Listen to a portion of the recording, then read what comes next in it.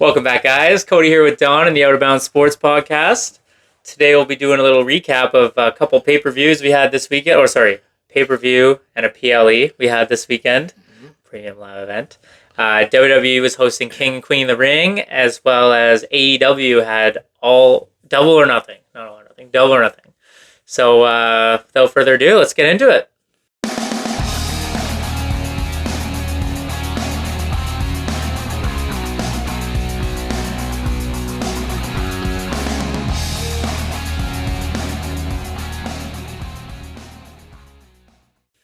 All right. Wait. Okay. All right. Would you like me to start? Yeah, are we doing, do you want to start off with a banger or start off with a burger? Start off with a burger. All right, let's do it. Okay, so we watched most of this King and Queen of the Ring. Yeah, so I was able to catch everything up until, unfortunately, probably match of the night. Barely. Cody versus Logan. I thought the triple threat would be the match tonight. And, it had some cool spots, but it also did have that was one of the shittiest matches of the night. Come on.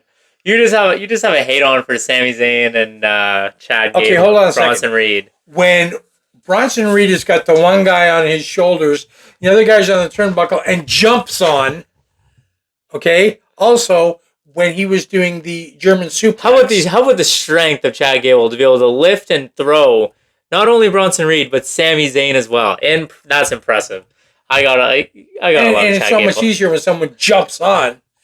And then when Bronson Reed was doing the German suplex, you see, it was Reed. Gable. No, it's Gable. Okay. It was Gable, Reed, Sami Zayn, yeah. And you could see Sami Zayn get down so he could spring off his knees and spring back. Oh, geez. I wonder how that happened.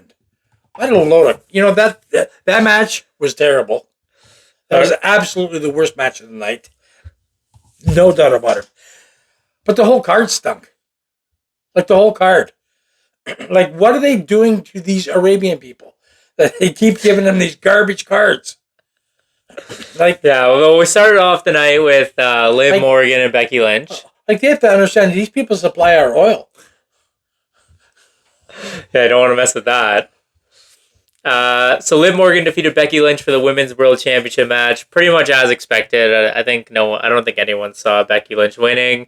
Obviously, we had Dirty Dom at the end with a little bit of interference there, throwing the chair in the ring, and that Liv was able to do a DDT on before hitting her finisher. So no surprises there. I think there could have been, there was some impressive moves. I loved when Liv Morgan reversed one of Becky's moves and then turned it into a just calm down talking with your girlfriend here. Just relax. That was pretty good. But overall, there were a couple of missed spots as well. So I think they rated that one a 4.5. I probably would have given it a 3 3/4 personally. There's one thing called the Bleacher Report. They gave that whole card an A. And I'm going, are you kidding me? Like, seriously. Yeah. And they gave the first match a C. That was the tag team that wasn't even on TV. Oh, yes, that's right. So they gave that one a C. They gave a couple A's and a B. And overall, they gave it an A. Like, do the math. Right? If I'm in school and I get 2 A's, 2 B's, and a C, I can't be going around saying my grade point average is A, because it's not. Yeah, the ratings they were throwing out were a little bit weak there for me, but a little bit inflated, I guess. But I do have to say that prior to that, I watched Dynamite on Wednesday night. This is a 2-hour TV show, not a PLE or a PPV, and it was so much better than that King and Queen of the Ring. Yeah. So it was not even the same comparison. Yeah, I completely agree. So next up, we had Sami Zayn defeating Bronson Reed and Chad Gable. Again, I think we both predicted that Chad Gable would have been the potential other winner, I thought, in that match. Bronson Reed still has a little bit of growing to do before he's championship material. But I said, no way these guys are going to beat Sami Zayn. But I think I would like to see the Chad Gable, Sami Zayn feud kind of play out a little bit more. Obviously, we watched it stop. I'm so tired of it. Well, we watched last night on Raw. We almost had the public spanking to Otis, and then Sami Zayn came out to defend him, and then got his ass handed to him. And then they played it out way too long. Otis was back and forth, this is with the look on his face. But it was really well done until it wasn't, but I think that feud will continue. I'd really like to see a one-on-one match between Chad Gable and Sami Zayn. Regardless of what you think, I think Chad Gable is a great wrestler, and I think Sami Zayn also can put on a good show. So yeah, now I think triple threats are always tricky because you always got to have all the spots. You always got to have those awkward moments. But I'd like to see a one-on-one match with Sami Zayn and Chad Gable. Why would you bring in an inexperienced guy like Bronson Reed into a match that takes so much timing? Like, there was twice I saw him. He's lying on the floor, but he knows he's not where he's supposed to be. So he's slithering over to get like, what the hell? Like, if he's not ready for that, if he hasn't got the experience, don't. Yeah, you gotta build that experience on the Raw and SmackDown. You can't build that up on a PLE. So. And I can say, for the first time last night, Raw was not disappointing to me. I expected it to be garbage, and it absolutely was. So we got that going for us. The ending of that cage match is pretty good, though. That was the only thing. It was 10 seconds. Braun Strowman right around 10 seconds. The ring. Slams the door in her face. That was the highlight of it, really. All right, moving on. We had Nia Jax fighting Lyra Valkyria for the Queen of the Ring tournament finals. Obviously, Nia Jax won with a botched ending. Poor Lyra. Oh my God. I mean almost killed her. That finishing move is pretty devastating. But when you miss grabbing the top rope and you come down with all that weight on your chest, and Lyra's a small girl. Oh, that did not look good. She was all taped up yesterday. Whether that's real or not, I mean, that must have hurt. I'm sure that was real.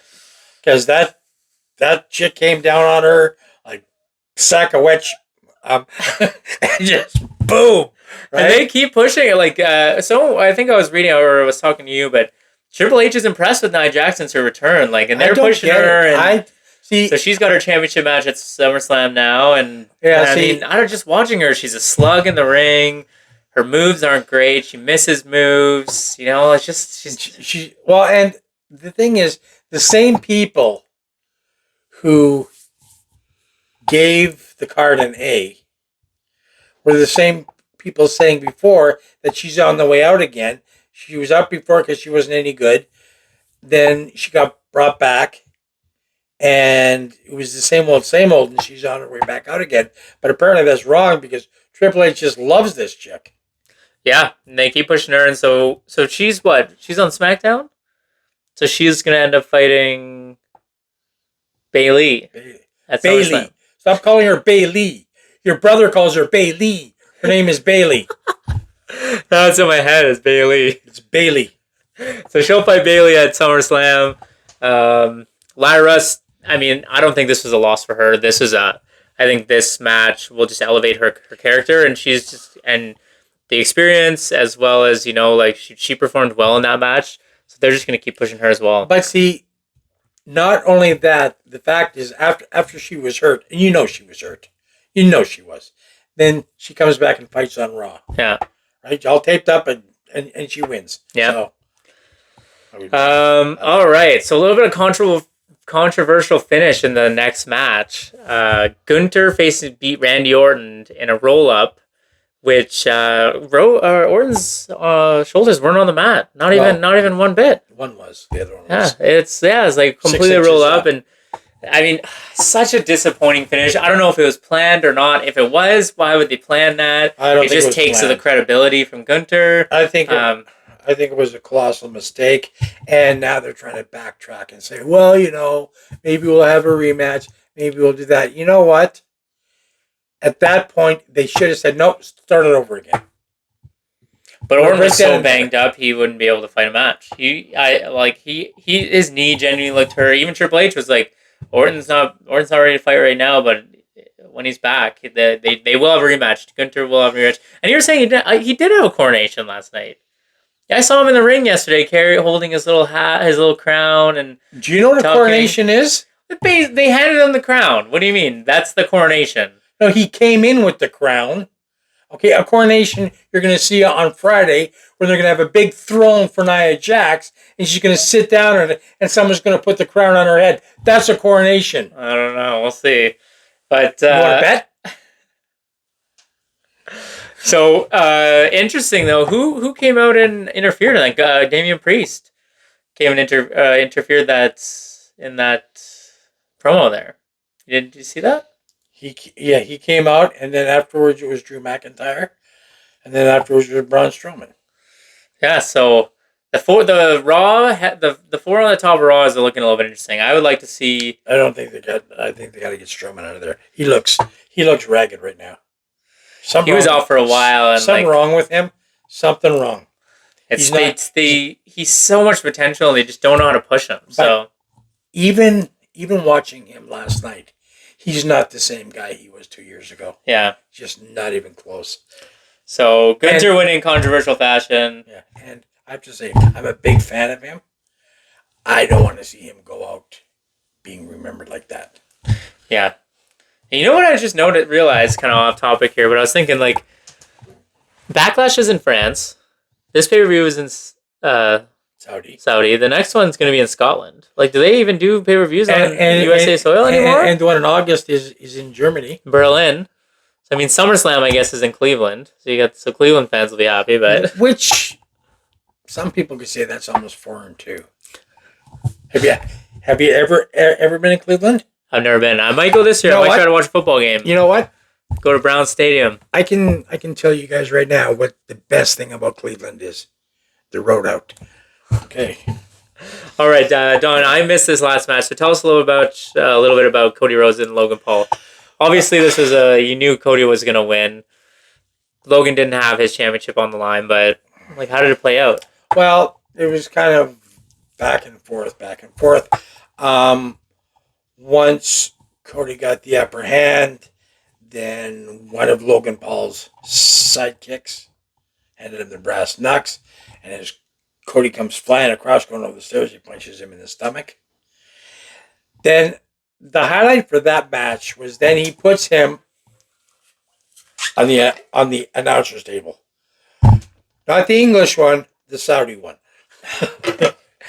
Poor Saudi announcers. And then Logan Paul gets up to the top rope, drinking some of his prime drink. Does his, just the frog splash, eh? Yeah. Goes way up there and comes down on Cody on the table. Right? The table just... then once they got back into the ring, Logan Paul had the brass knucks on again, and he's just about to smack him in the face with it, and Cody grabs his fist and no. Puts him in the... What's that called? The fucking... An American name. What is this finish? Sister Abigail. We'll call it that. Yeah. It's not that, but something else. So he gave him 3 of those. Which... Oh, and he did the back-to-back-to-back? Yeah. Which I found was amazing because before, like earlier in the match, when Logan Paul was getting beat up pretty badly, yeah, he couldn't put him in 1. And the guy's about to punch him in the face with the brass knucks, and he gets him in 3. So I don't know if it's you, but I'm thinking maybe it's scripted. So yeah, overall, very disappointing. Apparently, everybody who was at the event were happy about it. They were just yelling, and screaming, and I think they were saying this is awesome. I couldn't hear because I was saying this is awful. So, but you know what? Like, they're going to keep on doing these things every 3 weeks. People will, they'll entertain themselves and watch. I am at the point now where I don't expect a decent WWE event until the next WrestleMania. Yeah, even the build. I mean, SummerSlam might have some interesting things because they're already starting to build up to that. But yeah, like Cash the Castle, I'm not looking forward to. How's about the Bash in Berlin? Are there any big German wrestlers right now? I No. think Gunter's from like Austria or James something. Austria, that doesn't count. So In fact, I believe after the Germans knocked out Poland, the Austrians will join. So, but it's close by. It's like the yeah, they're right. They're neighboring. Yeah. The Crossroads, by the way, that's Cody's finishing move. mm. So yeah, that pretty much wrapped up the King. Just call it what it is, Sister Abigail. That's what it is. King and Queen of the Ring. That wrapped that one up. Overall, I think since we're gonna talk about ratings, I give that one our own 2 ratings. Thumbs down. I'm gonna give that a C minus. That's I think that's very generous of you. Yeah. So moving on to lighter day here, we've got. All right, I gotta start with this. Double or Nothing. Do you remember the prediction I made on the last Wednesday's timer thingy? Remember what I said? We talked about a couple of key wrestlers that weren't there. But the thing is, I said that they're probably going to throw in a couple matches. And for sure, one of them they're going to throw in is Thunder Rosa. They did. And then obviously, Tony Khan subscribes to our channel because, first of all, there was no Penta anywhere. All of a sudden announced Penta Zero's in there. Death Triangle. Right?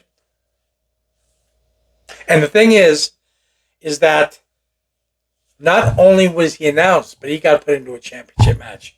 And did you know that it was Penta Zero and his brother and that bastard Pac? Right? Also, in the past, Penta and his brother were tag team champs and trios champions. So they've had the experience before. But a bit of disappointing finish for them, though. Well, and I don't really know what direction they're going to go. They kind of left. I didn't expect them to win. I'm just happy he was included.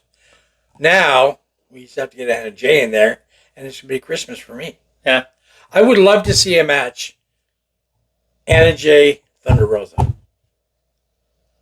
That'd be a good match.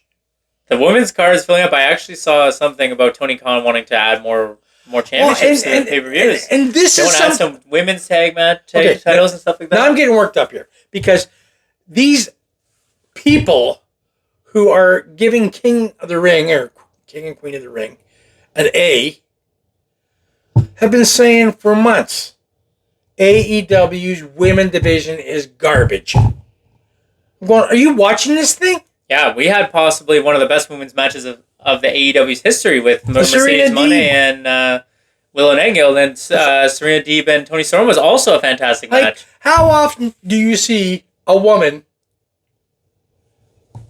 perform a pile driver from the top rope? Yeah, there was some impressive stuff last night. So or later on Sunday night. One guy gets set on fire. No, that's entertainment. Go from getting setting someone on fire to being hung by your feet in the ring, watching as Bryan Danielson gets his ass kicked. Driven over by a truck. That Anarchy in the Arena match was crazy. Yeah, I also liked when MJF came out. Man, this guy can talk. It was Adam Cole. Yeah. And I didn't know the rivalry that they had. I didn't know that they had past history. They split up big time, and it was like, and like Adam Cole's like, come on, we gotta have to make up, and MJF goes, yep, gives him a big hug, steps back, and just hoofs him in the nads, right? Then scoops him up, puts him on a neck breaker, and then says, "Can you get this shit stain out of my ring?" Yeah. And then he announces that he's going to be staying in AEW. Oh, that's big news. Big because he was a crazy free agent. That I think you go to the WWE and just get lost in the mix. I don't think they'd utilize him well. I think because of his strong ties with AEW. I mean, they are pushing Cody very well, but I mean, I don't think MJF has the same sort of clout as Cody. no. So I think if you went to WWE, you have a small fish in a big pond. Yeah, and if Hook ends up going to like There's talks about that as well. He's screwing himself. He's done. People love Hook though. I don't get the But yes, the idea around him. Like I don't think he's that great. I don't. He doesn't have the size. He doesn't have the personality. Got no personality. Like I don't understand why everyone wants this guy. But if he goes to WWE, you're hardly going to see him. No, hardly. He's just gonna disappear. Because the way that they do their weight divisions, like you hardly ever have a small guy in the top. What's this guy? 130 pounds, soaking wet. Like Ospreay is a small guy, but he's at least bigger than Hook. So. And did you hear? I know we're supposed to be talking about this card. Did you hear Ospreay's plea? No. Oh yes, he said that there's a guy in WWE who's being treated like garbage, and he's one of the best he's seen. And he said if he really wants to show his full potential, he needs to come over to AEW, and I agree with this 100%. He's talking about Ricochet. Yeah, I think Ricochet would flourish in AEW. Well, he's again, WWE, he's getting buried. And yes, he's the speed champ. And if you got X or Twitter, that's where you get to see him. Yeah, I mean... Wow. Yeah. Like, really? Well, AEW's big thing is, they keep saying, like, we're the best wrestle. AEW's are the best wrestle. And it's true. Like, I guess you could only judge by your own two eyes. And we didn't see... We didn't see the matches. I saw highlights of pretty much all of them and stuff. But... I mean, the quality in the wrestling, I don't know if they're just really hardcore WWE fans, die hard, they bleed WWE, nothing else will ever be acceptable, but you can't say that the talent is better in WWE. I think the matches are slower paced. I think they're less exciting. I think there's a lot of moves. I mean, don't get me wrong. They're predictable. But the wrestling itself, I'm talking about, like the actual fluidity of the match, the way that the moves are executed, like, that stuff, like you can tell like when it's slow moving and when they don't have it, or if the chemistry is not there. I mean, I'm not saying AEW is perfect either. Like you saw in the Ospreay match, there were not 2 but 3 times where Ospreay almost broke his neck, tweaked his knee. Yeah. Right, they're still botching moves as well, but I don't know. It just seems like WWE is just so much more lax with it, and I don't know. Okay, but. Look at the moves they're trying that they sometimes botch. Yeah. Like, these are extreme moves, which are not even a thought in WWE. Yeah. So, you know what? It can be hard to get those 100% all of the time. But, just to go out and try that. Like, I had never seen men do a pile driver from the third rope, let alone... Like, what the hell was that? Yeah, And then, after she's on the floor, flailing, she gives her another pile driver for shits and giggles. Let's see if I can pull it up and see. That was such a, yeah. Though, so, what would you say, just off the top of your head, I don't know if we'll go through every, what would you say was your match of the night there? Oh, I thought it was going to be Malachi Black against Adam Copeland. Yep. Which is a strong contender. I thought, well, maybe on the outside it would be Swerve Strickland against Christian, just because he was bringing his posse with him. I expected a good match, a really good match, between Tony Storm and Serena Deeb. I thought that was going to be good, and it was. I did not expect what happened with the Elite. No. Like, yeah, that was just, you thought it was anarchy. It was anarchy, like, for sure. Even from the intro, one guy's coming out with a song. Matthew says cut. He plays this like other song. And then this other guy comes out, the song goes up. Budgetary cuts, got to stop that song. And like it was just the whole build was hilarious. They do have a good bit. They're hilarious.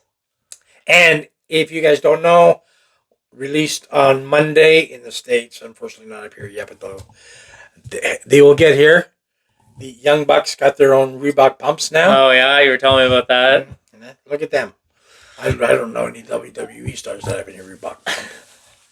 So yeah, some exciting stuff happened at Double or Nothing. That was their 5-year anniversary. So I mean, they're still a young company. They're still growing. Well, I think like they do have like when we were talking about WWE doesn't attempt certain moves. They do have. I think they have certain rules and stuff. They're not trying. They have more stricter regulations on people doing moves because they don't want their stars to get injured. And AEW will adopt that eventually, but they're still growing. And I think the shows that they're putting on, what was there, 12 matches on the card? I was about to, crazy and like yeah. Well, okay. They started with 9. They ended up with 12. WWE started with 5, ended up with 6, but the 6th one wasn't shown, so 5. It would be 6 if you were in Saudi Arabia. It would be 6 in the stadium, but otherwise, the other thing, just getting back to the point about how each of the companies protect their staff. The thing that I find interesting is that the people in AEW are doing all of these radical moves. But there's some more injuries in WWE. yeah. So I didn't think about that. That's a good point. Did you see shocking return? Did you see Gangrel? yeah. I saw Gangrel. Oh, that was hilarious. And then Adam Copeland's crossface with the barbed wire and Malachi Black passed out. I was reading something about that. It's like that was like a good way to end the match in terms of like Adam Copeland just has a lot of respect for Malachi Black with the moves that they were doing. There were some fucking crazy moves in that match, but we'll do the editing. I did that once earlier too. But I mean, and to put him over where Malachi didn't tap out or get pinned, he literally passed out. That's always a strong move. It's a good way to lose. Yeah. Because it doesn't really take away. It still shows how strong a competitor it is. So I mean, I don't know. It looked like I don't know if that direction, like if the House of Black is now, if you're gonna see like Gangrel come and we'll see a revamp of the Brood back from the Attitude Era when they had Christian and Edge and Gangrel and they were with the Undertaker and it was like this dark Vera. That might be something like that. But Copeland got his ring back, almost messed up his ankles. Yeah, that was crazy. Like a 50-year-old man, top of a cage, and jumping down on a guy that he had wrapped in barbed wire to a table so he couldn't move. Like, seriously. Like, the stuff that was being pulled there was so creative. Yeah. Things you haven't seen on WWE for years. And you know what? I know it seems like I'm always slamming WWE. If they gave me something, like, example, I praised Backlash for saying it was better than I thought it was going to be. Yeah. Because it was a shit card. Yeah. There's no defense for this one. There's just none. No, absolutely awful. And so, what are we gonna rate? What do you have a rating for Double or Nothing? A. Yeah, sure. I think it's an easy A. Sure. I'm not gonna say A plus. No, there's still some fine tuning. A couple watches and stuff, but I think A. And I would give King of the Ring. You gave it a. I give it a C. C. I'm close. I'll say C minus or D. C minus. All right. There you have it. Fun little trivia fact. I was doing some research for this, recapping the show, and who of these superstars? Let me name you 4 superstars that have been with AEW for a long time. Who do you think has the most wins in AEW history? So we've got Penta Zero. We've got MJF. We've got Cody Rhodes. And we've got Orange Cassidy. Okay, it's not Cody Rhodes because he left 2 years ago, and they've only been around for 5 years. Yeah. It's not MJF because he was out for the last almost a year. Orange Cassidy was there from the beginning. I know that. So it's between Orange Cassidy and Penta Zero. I'm gonna say Penta Zero. No, it was Orange Cassidy. That's why I was surprised. Hell, he's been there from the beginning. I didn't realize he was there for that long. And I just picked Penta Zero because he's my favorite. yeah, Don likes his. This guy's. Zero. I just find him. I would love. Yeah, I'd like to see him do. I push him a storyline. I don't know if the trios is tough because you get lost in all. And there's 6 guys. You get lost in that, but a tag team would be cool. Him and his buddy. That would be cool to see them go in the tag team ranks. But they're actually brothers. Brothers. Oh, they're actually brothers. Okay. He actually, I believe, because it's easy in the States, smuggled them across the border and brought them up to Canada. We're going to have to edit that too? Alright, on that note, guys, we'll wrap this video up. Some 2 stark, contrasting shows there. Good, bad, a little bit of everything in the middle. Big weekend for wrestling. We got a little bit of a break now for a little bit. Dynamite will be back tomorrow night. And then in 3 weeks, we'll be in Scotland for Clash of the Castle. So yeah, I don't know how intrigued I am about that card. We know for sure it's going to be McIntyre against Damian Priest. Yep. And we know it's going to be Piper against Bailey. Not Bailey. Bailey. Yeah. So... and Cody's not going to be there. We know that too. He won't be there? Nope. What? Why? I think he's got something against the Scots. I don't know. They only need the 1A. They only need the 1 championship, and he's already defended twice. Well, no, so. it's because they had him at the last one. They didn't have Damian Priest. Yeah. So, Damian Priest is turning a little bit of a Roman Reigns. He fights every 3 months here. Yeah. He just gets his lackeys to do all the work, and they don't even end up doing the work. Yeah, so. and I think it's fine if you have 2 champions that you alternate them on the. No, it does. Yeah, it does. That is fair. So. And then you have the big one during what the 2 nights should be at WrestleMania. Yeah, SummerSlam in 2 years. We'll have in 2 nights. WrestleMania is going to be a 3-night event. We're going to have Friday, Saturday, Sunday in a couple of years. You know, pretty soon this thing's going to be a week long. It is.